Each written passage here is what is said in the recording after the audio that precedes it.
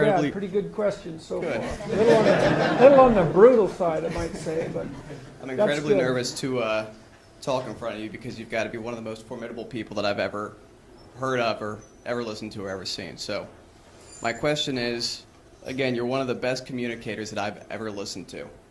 If I could be half as good at you, or at communicating as you are, I would be set. How can I teach myself to do that? Practice.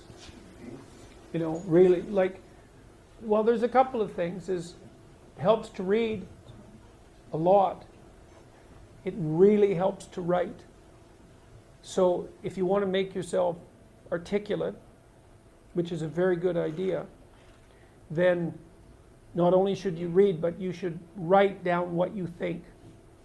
And if you can do that a little bit every day, 15 minutes, maybe you could steal 15 minutes and do it every day. But if you do that for 10 years, you really straighten out your thinking. If you're going to speak effectively, you have to know way more than you're talking about, you know. So this is often difficult for beginning lecturers at university because they'll do a lecture on a topic, but they only know as much as they're saying in the lecture. And they get kind of stuck to their notes because of it. But you want to know 10 times as much as you are saying in the lecture, and then you can specify a stepping path through it and elaborate with the other things that you know. But to do that, you have to do a lot of reading. But you also have to do a lot of reading because that's where the synthesizing comes. So that's on the input side. And then on the output side, well, there's some techniques, let's say, is like if you're speaking in front of a group, you are not delivering a talk to a group. That's not what you're doing. The talk isn't a packaged thing that you present to a group. There isn't a group. There's a bunch of individuals, and you talk to them. So when I talk to a group, I always talk to people one at a time. And that makes it easier too, because you know how to talk to a person. It's like, can you talk to 1,000 people? Well, probably not, because it's too intimidating. But there isn't 1,000 people there. There's 1,000 individuals. And so you just look at an individual and you say something, and you can tell if they're engaged. They look confused, or they look interested, or they look angry, or they look bored, or maybe they're asleep, in which case you look at someone else.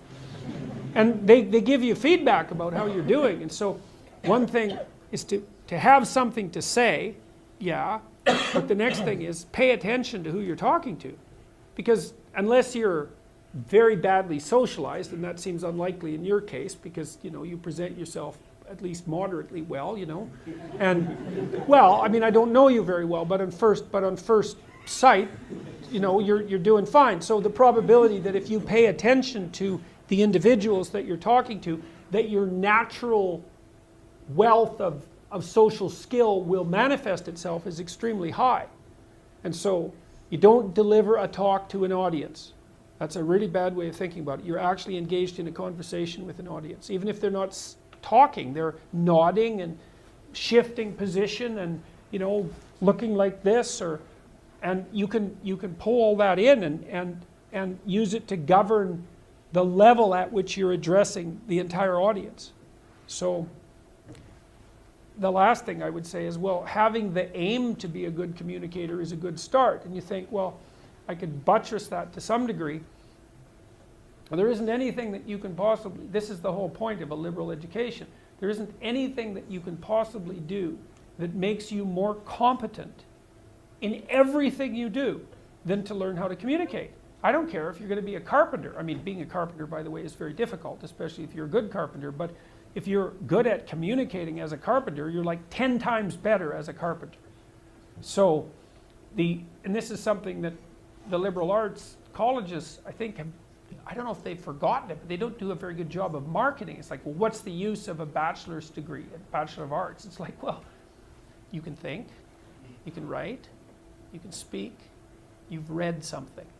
It's like the economic value of that is incalculable.